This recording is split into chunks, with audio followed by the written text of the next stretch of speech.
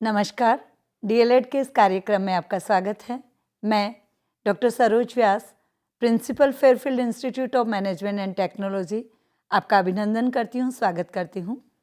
भाषा शिक्षण क्या है और भाषा शिक्षण में मुख्य कौन कौन से कौशल है, इस चर्चा में हम आज वाचन कौशल पर विस्तार से बातचीत करेंगे। वाचन कौशल क्या है? क्योंकि किसी भी बात को जान लेने के लिए, किसी भी चीज़ को समझ लेने के लिए उसका अर्थ समझ लेना आवश्यक है। और भाषा शिक्षण में मुख्य 4 कौशल होते हैं, जिसमें श्रवण कौशल, वाचन कौशल, पठन कौशल और लेखन कौशल। आज हम वाचन कौशल पर चर्चा करेंगे। इसके साथ ही मैं आपको एक चीज़ बताना चाहूँगी कि अभी जो भाषा शिक्षण के 4 कौशलों की मैंने बात करी है, उनकी एक क्रमबद्धता है। अधिकांशतः होता क्या है कि विद्यार्थियों को लगता है कि 4 कौशल है, 4 कौशलों में से किसी भी कौशल को कहीं भी किसी भी क्रम में रख देंगे। ऐसा नहीं है। किसी भी पाठ्यगत सामग्री की एक क्रमबद्धता होती है और उस क्रमबद्धता के होने का भी कोई निश्चित एक नियम और कारण होता है। सबसे पहले हमने कहा है श्रवण कौशल, उसके बाद में वाचन कौशल, फिर पठन कौशल और लेखन कौशल। आप लोग याद करिए और आप लोग अपने घर, परिवार, आसपास, रिश्तेदारों में देखिए। शिशु जब जन्म लेता है तो सबसे पहले उसके श्रवण कौशल का विकास होता है, माता पिता के द्वारा, दादा दादी, नाना नानी, अभिभावकों के द्वारा। सबसे पहले उससे जब बात की जाती है तो उसकी कर्णेंद्रियाँ, उसके कान, सबसे पहले उसके कान जो है वो हलचल में आते हैं, उसके कान बिल्कुल सुनते हैं, श्रवण कौशल। और उसमें सबसे पहले श्रवण शक्ति का विकास होता है। और वो जब माँ उसे कहती है कि बेटा बोलो माँ या पापा बोलो, तो वो पहले सुनता है और अपनी शारीरिक हाव भाव से अभिव्यक्ति देता है और उसके बाद में वो मैं, पा बोलना शुरू करता है। तो सबसे पहले किसी भी व्यक्ति के व्यक्तित्व के जो अभिव्यक्ति के कौशल है, उसमें श्रवण कौशल का विकास होता है। पहले शिशु ने सुना, उसने करा, उसके बाद में वाचन, उसने सुना, सुन करके उसने अनुकरण करने की कोशिश करी, उसने पीछे पीछे चलने की कोशिश करी और पीछे पीछे चलने में उसने पा को पै पा करके बोलने की कोशिश करी। तो दूसरा जो कौशल उस बालक में विकसित हुआ वो है वाचन कौशल। वाचन कौशल जब उसको आ जाता है तो तीसरा जो हमारा कौशल आता है वो पठन कौशल। अधिकांश जो भाषाविद हैं या शिक्षाविद है या हिंदी को जानने वाले जो महारथी हैं, उनका पठन कौशल और लेखन कौशल में एक द्वंद्व होता है। हो सकता है आपके मन में भी इस तरह का एक प्रश्न उत्पन्न हो कि पठन पहले आएगा या लेखन पहले आएगा। मैं आपको बता दूं कि जब लिपि का उद्गम नहीं हुआ था, जब लिपि प्रचलन में नहीं आई थी, उस समय सबसे पहले हमारे यहाँ आकृतियों से, चिन्हों के द्वारा हमने किसी चीज़ को जानने की कोशिश करी और उन चिन्हों को पढ़ने का मतलब है कि उनका अर्थ ग्रहण किया। अर्थ ग्रहण के बाद में हमने उस चीज़ को लिखना शुरू किया। आज भी हम जो प्राथमिक कक्षाओं में पढ़ाते हैं और पढ़ते हैं तो हम देखते हैं, सबसे पहले बालक को हमने कै हमने पढ़ना सिखाया और कै में हमने कहा कैसे कबूतर, यानी वो कबूतर की आकृति दिखाने के बाद में हमने उसको पहले आकृति को देखना, उसे समझना और फिर उस आकृति को अगर बालक को कबूतर दिखाया तो बालक बोलेगा कबूतर, और उस कबूतर को उसने पढ़ा तब उसको कै लिखना आया। तो उसके बाद में आपका पठन कौशल आता है और पठन कौशल के बाद में वो आकृति। मुझे आज भी याद है कि प्राथमिक कक्षाओं में हम पढ़ा करते थे और लिखा करते थे कि एक डंडा ऊपर, फिर नीचे डंडा, फिर गोला और फिर नीचे टोटी करके कै। तो पहले हमारा पठन आएगा और उसके बाद में लेखन आएगा। वाचन कौशल का अर्थ क्या है? सामान्य रूप से आपसी बोलचाल की भाषा और मौखिक भाषा को वाचन की संज्ञा दी जाती है। जब हम कुछ बोलते हैं, बातचीत करते हैं, तो उसे हमें वाचन कौशल कहा जाता है। शिशु माता पिता और अन्य लोगों से बोलकर सीखना आता है और साहित्य में मौखिक जो अभिव्यक्ति है उसको वाचन का नाम दिया गया है। यानी आप अपने मुख से जो भी बोलते हैं, जो भी कहते हैं, वो हमारा वाचन कहलाता है। वाचन की परिभाषा प्रसिद्ध पाश्चात्य दार्शनिक बेकन ने कहा है कि संभाषण की कला में प्रवीण व्यक्ति ही तत्पर बुद्धि वाला हो सकता है। संभाषण की कला, संभाषण का मतलब हुआ कि आपसी बातचीत यानी एक दूसरे से बातचीत करना, बोलना, वाचन करना। इसमें यदि कोई निपुण है, इसमें यदि कोई तत्पर है, तो वो बुद्धि वाला बन सकता है, यानी उसकी बौद्धिक क्षमता बढ़ सकती है। उसके बाद में अनेक जो हमारे भारतीय दार्शनिक भाषाविद हैं, उन्होंने कहा है कि श्रवण और वाचन दोनों एक ही सिक्के के दो पहलू है और दोनों एक दूसरे के पूरक है। क्योंकि बालक या विद्यार्थी या व्यक्ति जब सुनेगा तो सुनने के बाद में वो बोलेगा, रिएक्ट करेगा, वो प्रतिक्रिया करेगा। तो यहाँ क्रिया की प्रतिक्रिया हो रही है और वो क्रिया की प्रतिक्रिया जो होती है उससे हम एक ही सिक्के के दो पहलू कहते हैं और वो एक दूसरे के पूरक है। वाचन कौशल की आवश्यकता क्यों पड़ी, क्यों हम वाचन कौशल को पढ़ें और क्यों हम वाचन कौशल को पढ़ाएं, इसकी आवश्यकता क्या है, इस पर हम बात करते हैं। सबसे बड़ी बात है कि विचारों के आदान प्रदान के लिए जब दो व्यक्ति के विचार होते हैं, व्यक्तियों के, क्योंकि जो हमारी भाषा है वो अभिव्यक्ति का साधन है, तो विचार विनिमय का साधन है, तो विचारों के आदान प्रदान के लिए वाचन की आवश्यकता पड़ती है कि एक व्यक्ति दूसरे व्यक्ति या एक समूह दूसरे समूह या एक व्यक्ति दूसरे समूह या समूह द्वारा एक व्यक्ति को क्या विचार या भाव दिए जा रहे हैं, इसके आदान प्रदान के लिए वाचन कौशल जरूरी है। निरक्षर लोग, जिन लोगों को पढ़ना लिखना नहीं आता, जिन्हें अक्षर ज्ञान नहीं है, उन लोगों को वाचन महत्वपूर्ण है, क्योंकि वो प्रत्यक्ष वार्ता के लिए, आपस में आमने सामने बातचीत करने के लिए, वार्ता के लिए, विचार विमर्श के लिए उनको वाचन की आवश्यकता पड़ती है। क्योंकि वो लिखना पढ़ना नहीं जानते, तो उनके लिए पठन संभव नहीं है। ये नहीं है कि उनको कुछ लिख के दे दिया आपने, कोई लिखित उनको संदेश दे दिया या आपने कोई उनको लेख दे दिया, आपने उनको लिख करके पत्र दे दिया, उससे उनका काम नहीं चलता, क्योंकि वो निरक्षर है, उनको अक्षर ज्ञान नहीं है। इसलिए वाचन कौशल उनके लिए अति आवश्यक है। सामूहिक अभिव्यक्ति के लिए जब समूह में कोई बात की जाती है या समूह को हमें एड्रेस करना होता है, तो वाचन की आवश्यकता है। इस चीज़ को हम ऐसे भी समझ सकते हैं कि किसी भी पाठ्य सामग्री को जब शिक्षक समूह में पूरी कक्षा में जब पढ़ाता है, बताता है, या किसी तरह के संदेश हैं या किसी तरह के विचार विमर्श है, आप लोग दूरदर्शन पे प्रतिदिन विभिन्न जो चैनल है उनके ऊपर आप पूरे देश प्रदेश के विदेश के समाचार सुनते हैं, वो सामूहिक अभिव्यक्ति है और वो वाचन इसलिए आवश्यक है क्योंकि वो एक व्यक्ति द्वारा संपूर्ण देश और विदेश और राज्य को वो अभिव्यक्ति दे रहा है, वो अपनी बात पहुंचा रहा है, समाचार दे रहा है, कह रहा है। सरल, स्पष्ट और सहज बात के लिए वाचन की आवश्यकता सरल, स्पष्ट और सहज बात के लिए भी है, क्योंकि संदेश और लिखित सामग्री में आवश्यक नहीं है कि जो पढ़ने वाला है, जो बोलने वाला व्यक्ति है, वो अपनी बात को उतनी सरलता और सहजता से कहा जाए। क्योंकि लिखित साहित्य या लिखित सामग्री होती है, वहाँ निश्चित रूप से हम चाहें या नहीं चाहें, वहाँ थोड़ी सी औपचारिकता समाहित हो ही जाती है। इसलिए सरल, स्पष्ट और सहज बात के लिए वाचन की आवश्यकता पड़ती है। आपसी संपर्क के लिए, आपसी संपर्क यदि हमें करना है तो उसके लिए हमें वाचन में दक्षता प्राप्त करनी ही होगी, वाचन कौशल की हमें आवश्यकता होगी। उसके बिना आपसी संपर्क जो है वो अनौपचारिक हो जाएगा, औपचारिक नहीं होगा। और औपचारिक आपसी संपर्क के लिए वाचन कौशल आवश्यक है। वाचन अभिव्यक्ति का महत्व क्या है? क्या महत्व है अभिव्यक्ति का, कि वाचन की अभिव्यक्ति क्यों की जाए?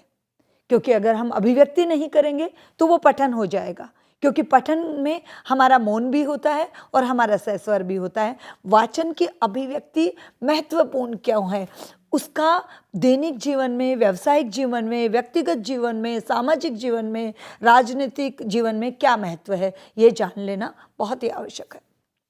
प्रत्येक अभिव्यक्ति के द्वारा संबंधों में घनिष्ठता आती है। जब दो व्यक्ति आपस में प्रत्यक्ष रूप से अभिव्यक्ति करते हैं, वाचन करते हैं, बोलते हैं, मौखिक रूप से अपनी बात कहते हैं, तो वहाँ संबंधों में घनिष्ठता आ जाती है। क्योंकि कई बार क्या होता है कि लिखित सामग्री है, उसमें भाषा और शब्द कुछ इस तरह के भी हो सकते हैं कि सामने जो पढ़ने वाला पाठक है उसका बौद्धिक स्तर या बुद्धि लब्धि इतनी नहीं हो कि उस शब्द के अर्थ को वो सहज भाव से अर्थ ग्रहण कर सके, और ऐसे में संबंधों में अनौपचारिकता आ जाती है, घनिष्ठता नहीं आती। तो प्रत्येक अभिव्यक्ति के द्वारा संबंधों में घनिष्ठता आती है। मौखिक अभिव्यक्ति में अधिक सजीवता से भावों का प्रदर्शन किया जा सकता है। मैं अपनी बात आपको कह रही हूँ, आपके पास में पाठ्य सामग्री भी है, आपके पास में पुस्तकें भी हैं, आपके पास में और भी लिखित सामग्री है।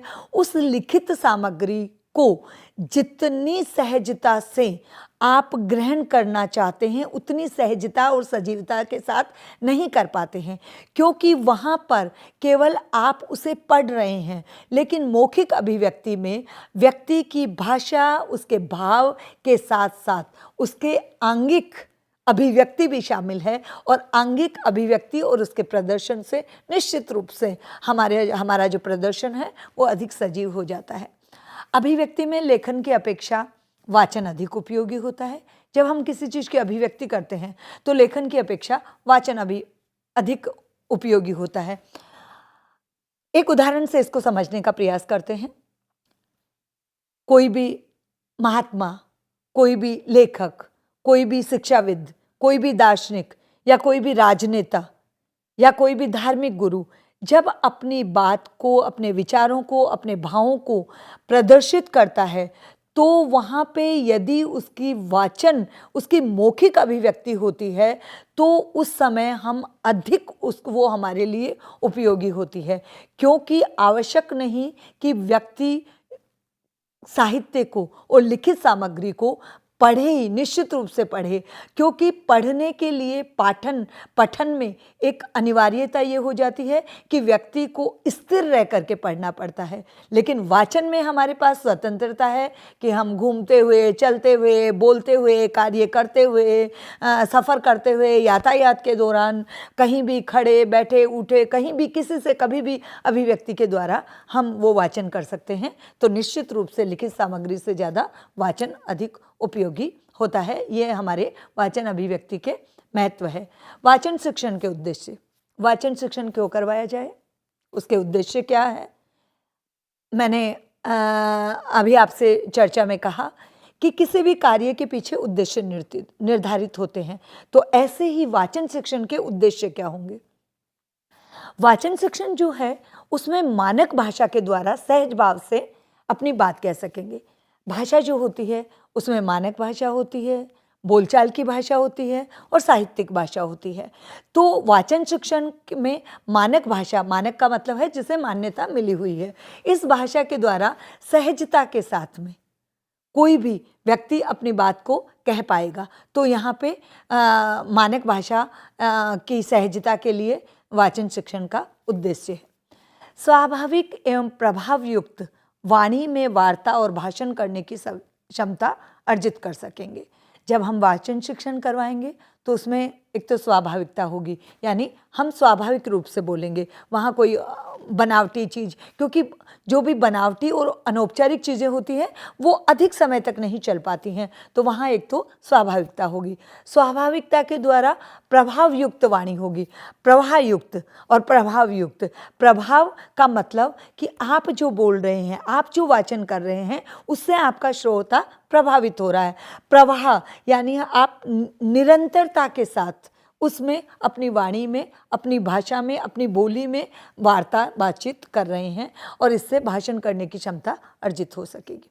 इसके बाद वाचन शिक्षण का जो महत्वपूर्ण उद्देश्य है वो है कि जैसे हमारा जो व्यक्तिगत, व्यावसायिक और सामाजिक जो एक हमारी प्रतिबद्धता है, एक हमारा विचार विनिमय है, एक हमारा शिष्टाचार, जिसे मैं कहूँ तो अधिक उपयुक्त होगा, हमारा जो शिष्टाचार की जो हमारी पद्धतियाँ हैं उनके लिए वाचन शिक्षण बहुत ही आवश्यक और महत्वपूर्ण है। जैसे स्वागत, हमें किसी का स्वागत करना है।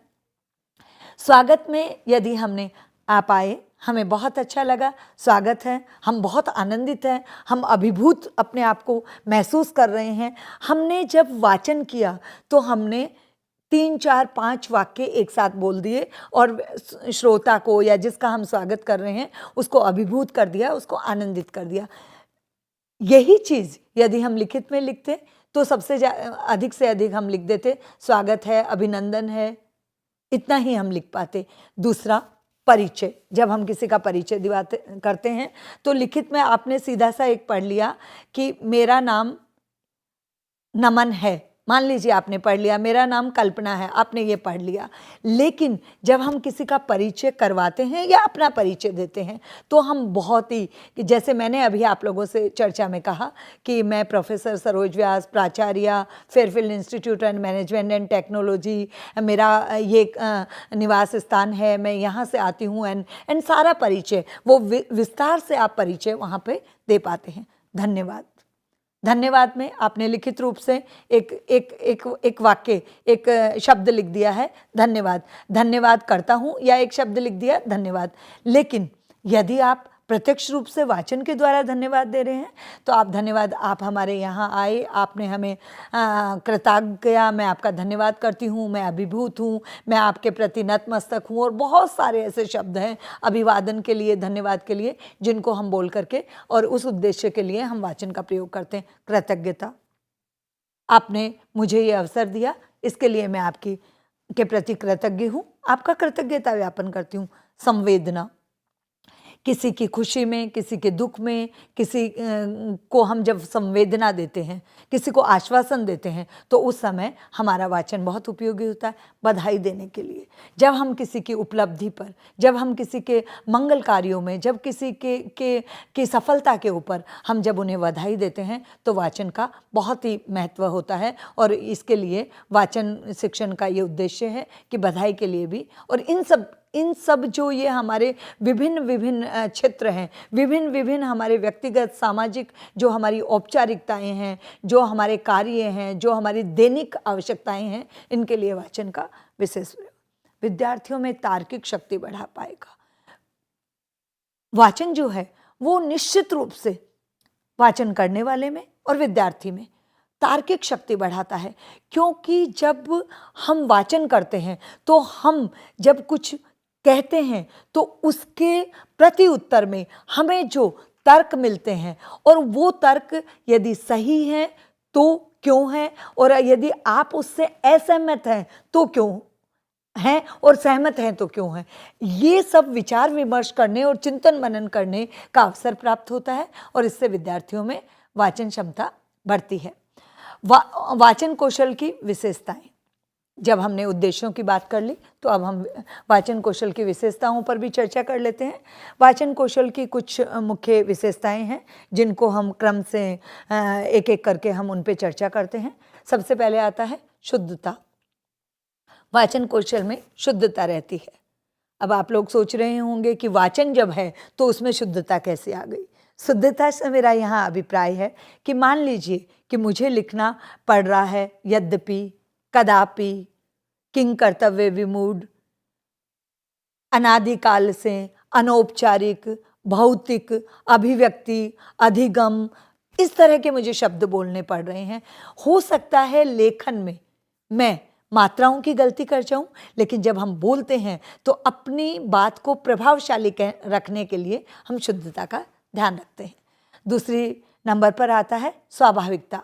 वाचन जो है वो मौखिक अभिव्यक्ति है, और मौखिक जो अभिव्यक्ति है वो स्वाभाविक है।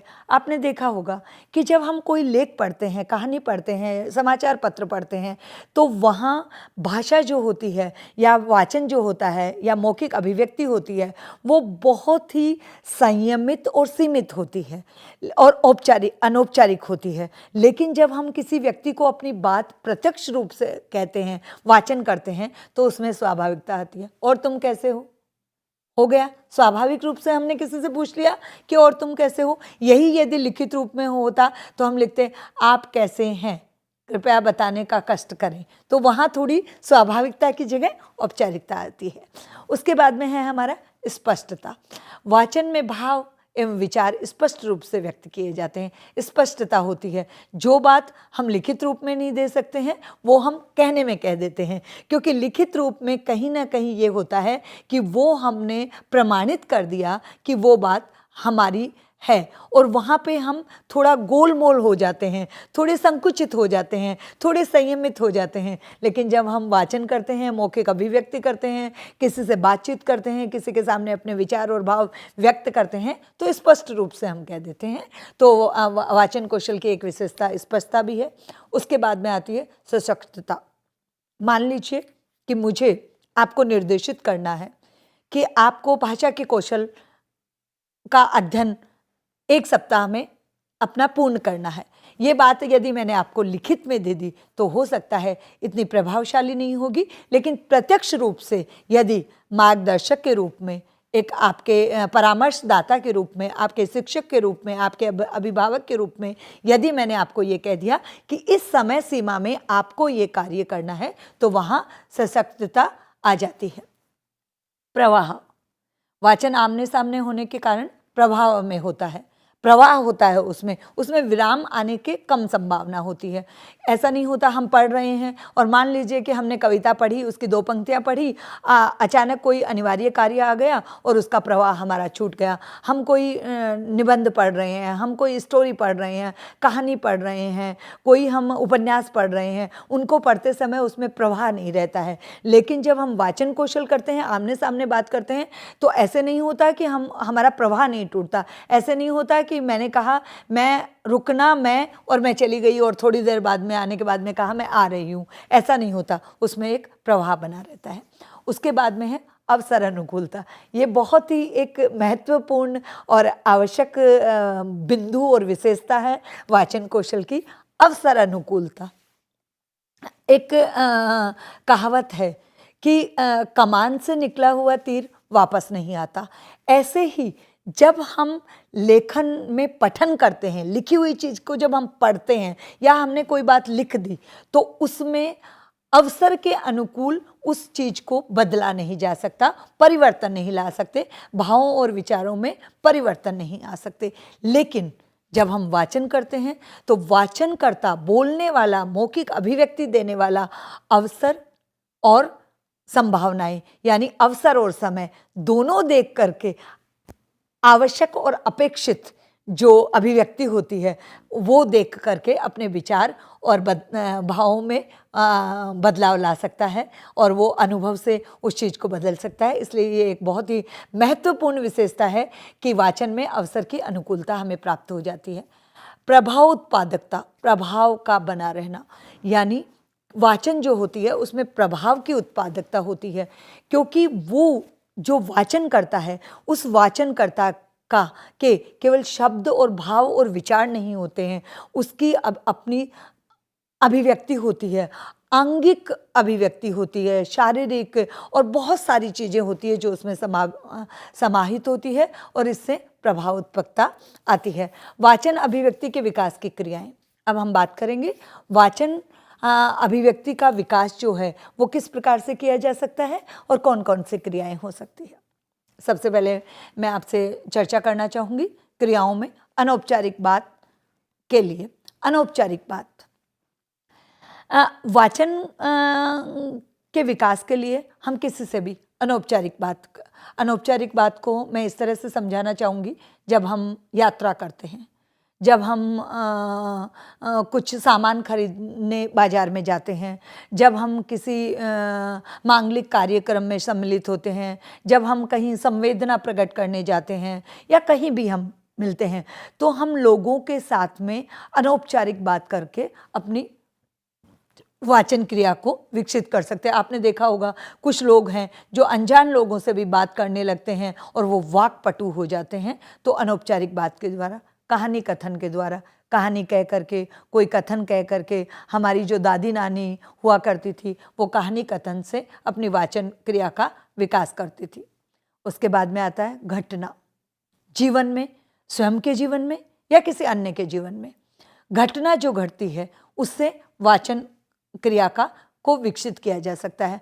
हम जब दैनिक जीवन में एक स्थान से दूसरे स्थान पर जाते हैं तो रास्ते में और मार्ग में जाते आते हुए अनेक प्रकार की घटनाओं का हमारे मानस पटल पर आती हैं। हम उन्हें देखते हैं, हम उन्हें समझते हैं, उन पे चिंतन करते हैं और उन घटनाओं को समूह में या किसी व्यक्तिगत रूप से किसी दूसरे को सुना करके वाचन क्रिया का विकास किया जा सकता है चित्र वर्णन के द्वारा।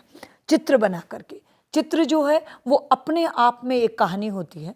कोई भी जो चित्र होता है वो उसके वर्णन के द्वारा हम उसको कर सकते हैं। भाषण और आंसू संभाषण के द्वारा, उसके द्वारा भी हम क्रियाएं जो है हमारी वाचन की उनको आगे बढ़ा सकते हैं। वाद विवाद एवं परिसंवाद तथा विचार विमर्श से, जब हम वाद विवाद करते हैं किसी के साथ, परिसंवाद करते हैं और विचार विमर्श करते हैं, तो वो एक ऐसी क्रिया है जिससे वाचन की क्रियाएं बढ़ती है। प्राथमिक कक्षाओं में बाल सभा एवं छात्र संसद अभिनय के द्वारा बाल सभाएं करवा करके, छात्र संसद का अभिनय करवा करके, इन सब के साथ साथ वर्तमान समय की यदि मैं बात करूं तो काव्य पाठ और इलेक्ट्रॉनिक साधन, अभी आप सब देख रहे हैं कि इलेक्ट्रॉनिक साधनों पर अभ्यास कर आप वाचन सुन रहे हैं और उसके माध्यम से आप अपनी वाचन क्रिया को आगे बढ़ा सकते हैं। वाचन की शिक्षण विधियां, चित्रों के प्रयोग से वाचन की शिक्षा विधियों में सबसे पहले आता है कि चित्रों के प्रयोग से विषय वस्तु का वर्णन करके और आप उनको शिक्षण करवा सकते हैं विद्यार्थियों को। कहानी सुना करके, कहानी कह करके आप वाचन शिक्षण को आगे बढ़ा सकते हैं।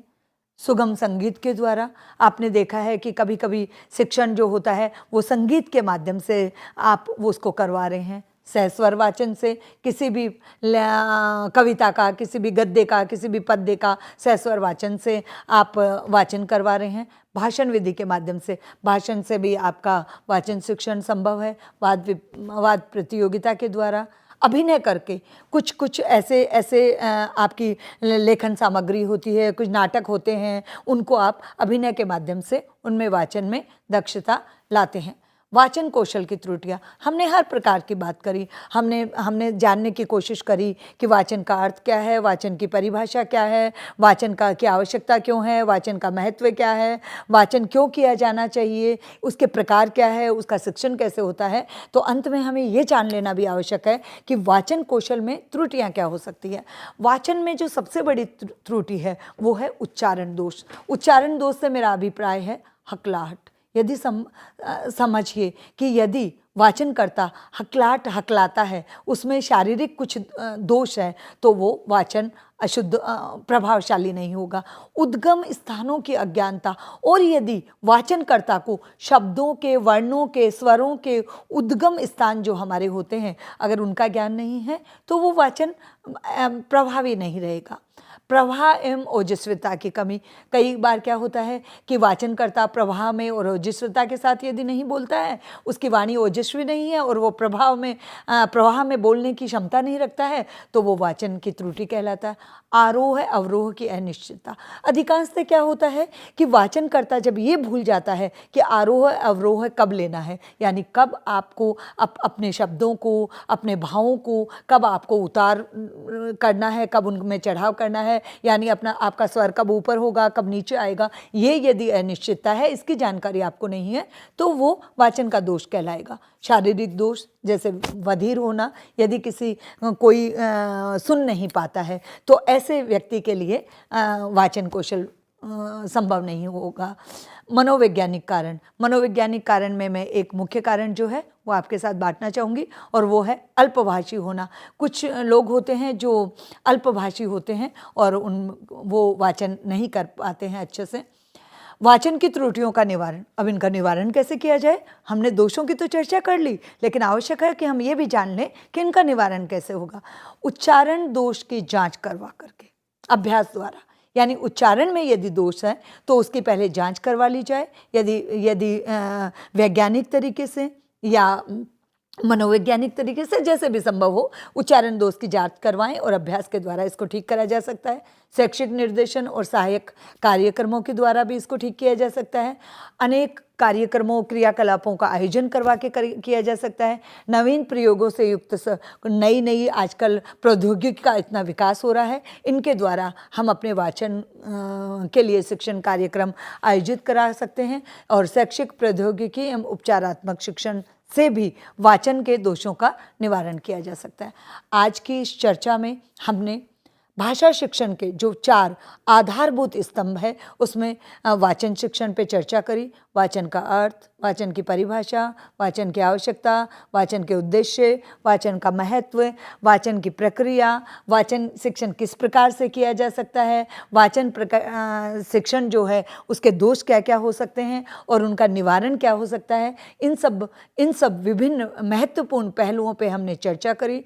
मैं उम्मीद करती हूँ, आशा करती हूँ ऐसी कि डीएलएड के इस कार्यक्रम में आप सभी लोग इसको ध्यानपूर्वक सुन रहे हैं, इससे लाभान्वित हो रहे हैं और निश्चित रूप से आपको इससे कुछ न कुछ प्राप्ति हुई है। भविष्य में आप और हम इसी तरह से जुड़े होंगे।